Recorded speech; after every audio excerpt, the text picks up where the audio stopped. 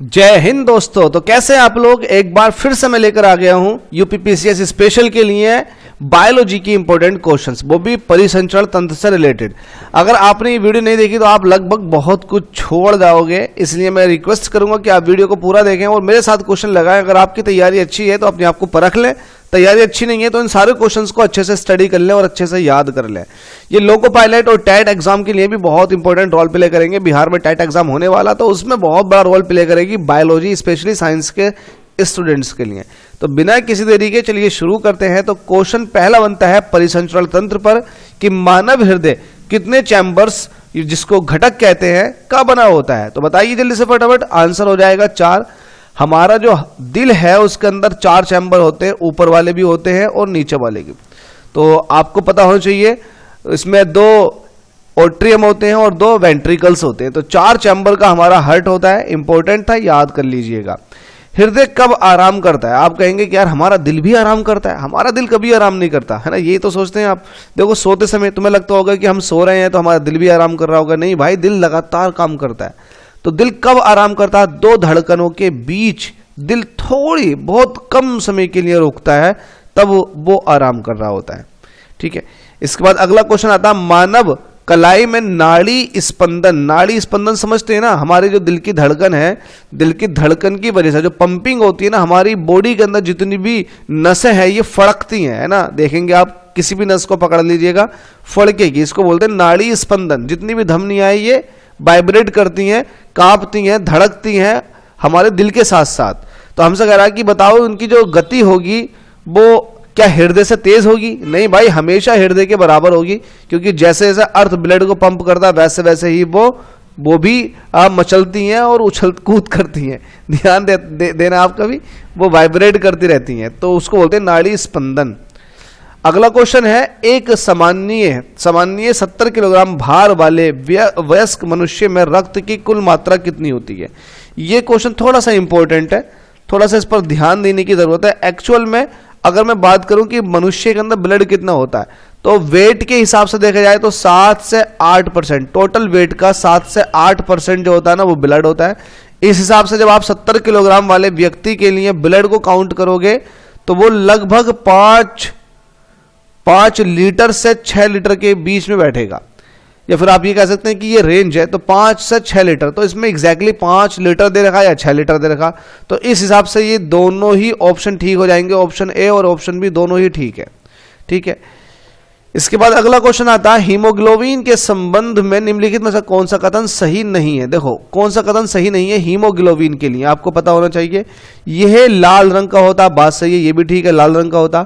ये फेफड़ों से कोशिकाओं तक ऑक्सीजन का वाहक होता है, बिल्कुल सही है। ऑक्सीजन लेके जाता है हमारे फेफड़ों से हमारे टिश्यूज तक, हमारी सेल्स तक।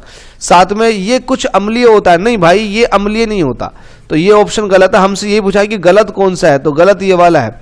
ये एक्चुअल में बेसिक नेचर का होता है। ध्यान देना, बेसिक नेचर का होता है। जो हीमोग्लोबिन का पीएच मान है वो है 7.1 से, लिख लो कहीं यहीं, 7.1 से 7.4। ध्यान देना, इसके मध्य होता है, 7.1 से 7.4 के मध्य होता है। तो ये तो बेसिक हो गया ना, चीज को बोलते हैं क्षारीय। तो हमारा जो हीमोग्लोबिन है वो क्षारीय नेचर का होता है।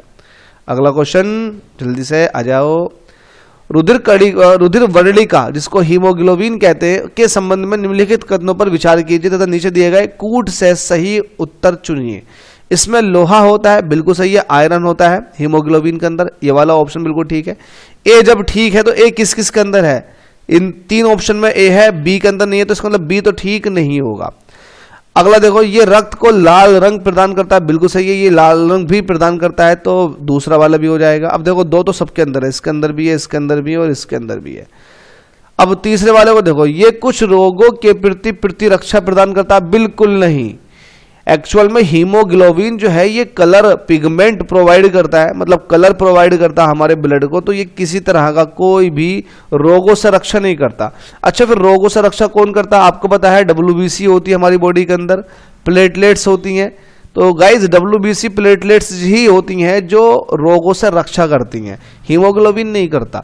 तो जिसमें 3 है वो गलत हो जाएगा, तो 3 इसके अंदर भी है और इसके अंदर भी है, 3 गलत। तो इस हिसाब से ऑप्शन सी हो जाएगा बिल्कुल सही। चलिएगा अगले क्वेश्चन की तरफ को चलते हैं। निम्नलिखित में से किस प्राकृतिक पदार्थ में लौह विद्यमान होता है। तो ये होता है मायोग्लोबिन के अंदर। मायोग्लोबिन पाई जाती है हमारी बॉडी के टिश्यूज के अंदर, ऊतकों के अंदर। तो टिश्यूज के अंदर होता है मायोग्लोबिन, जिसके अंदर लोहा प्रेजेंट होता है। चलिएगा अगले क्वेश्चन। स्वस्थ मनुष्य का औसत रक्तचाप, जिसको बोलते हैं ब्लड प्रेशर, तो बताइएगा ब्लड प्रेशर कितना होता है। आपने पता होगा बीपी कहते हैं ना, बीपी की रेंज क्या होती है, तो 80 से 120।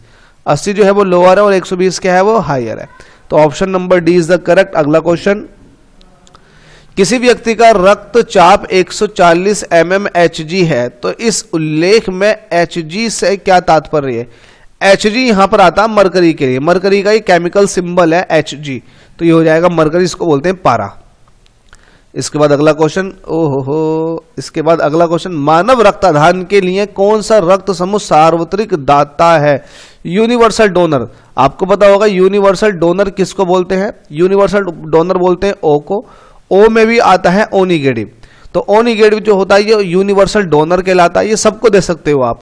अगर आपका ब्लड ओ निगेटिव है तो आप किसी भी ब्लड ग्रुप वाले को अपना ब्लड दे सकते हैं। और ए बी जो होता है, ए बी ये सर्वग्राही होता है। तो 10वें का हो जाएगा ऑप्शन नंबर बी बिल्कुल करेक्ट। तो ये क्वेश्चन देखें कितनी बार पूछा गया, तो भाई इग्नोर मत करो। आप किसी भी एग्जाम की तैयारी करो, यूपीपीएससीएस को मत देखो कि सर ने तो यूपीपीसीएस के लिए बना दी, जब हम यूपीपीसीएस की तैयारी करेंगे तब हम पढ़ेंगे। भाई गलत कर रहे हो आप। ये हर एग्जाम में पूछी जा रही है, तो आप पढ़ो, अच्छे से पढ़ो। इसके बाद अगला क्वेश्चन आता है, एक दुर्घटनाग्रस्त हो जाता है, एक मनुष्य दुर्घटनाग्रस्त हो जाता है और उसे रक्तदान की आवश्यकता होती है, मतलब उसे ब्लड चाहिए। वो उसकी दुर्घटना हो गई, एक्सीडेंट हो गया, अब उसे ब्लड चाहिए, किंतु उसके रक्त समूह का परीक्षण करने का समय नहीं है। हम ये नहीं चेक कर सकते कि उसका ब्लड ग्रुप क्या है। तो निम्नलिखित में से कौन सा रक्त समूह उसे दिया जा सकता है। मैंने बताया था यूनिवर्सल डोनर जो होता है वो ओ होता है, और ओ में भी ओ निगेटिव यूनिवर्सल डोनर है।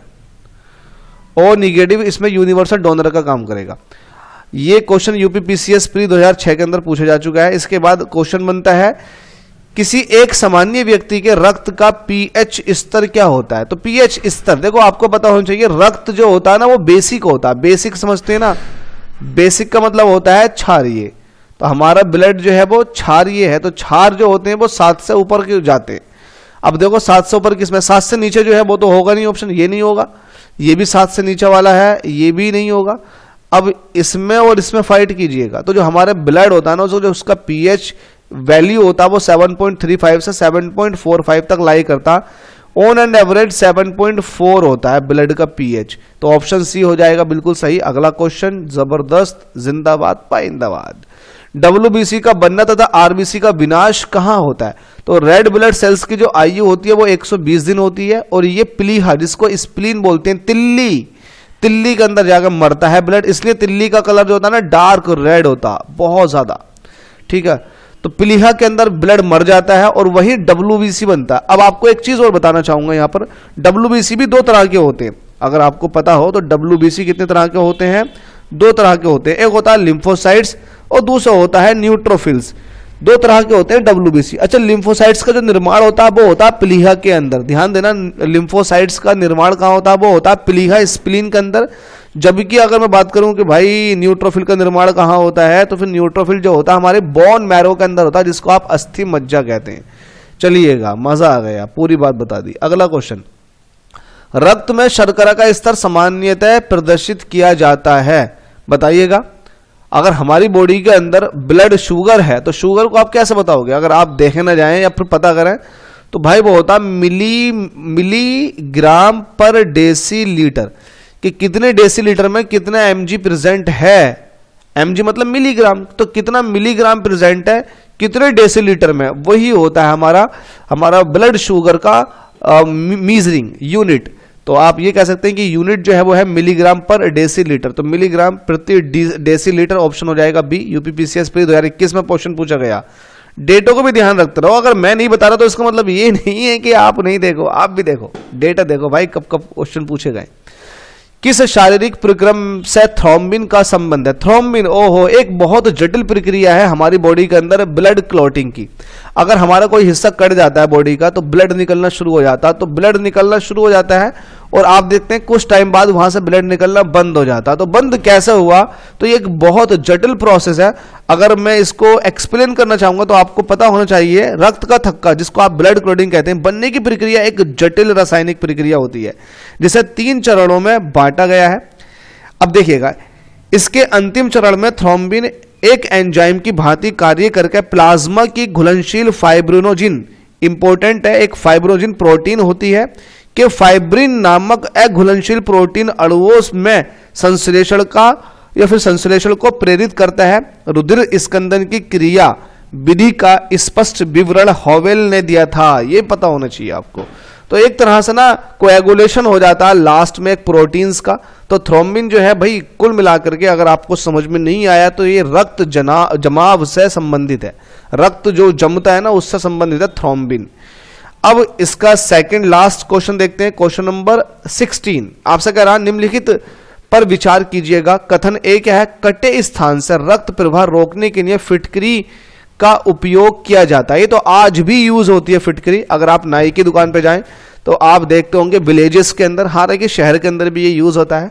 अगर थोड़ा बहुत कट जाए आपका तो वहां पर वो एक वाइट कलर का पत्थर की तरह दिखता है, वो लगाना शुरू कर देता है। उसके लगाने से आपको थोड़ी सी मिर्ची तो लगती है, लेकिन आप एकदम, आपका जो ब्लड है ना वो निकलना बंद हो जाता है, उसी को ही फिटकरी कहते हैं।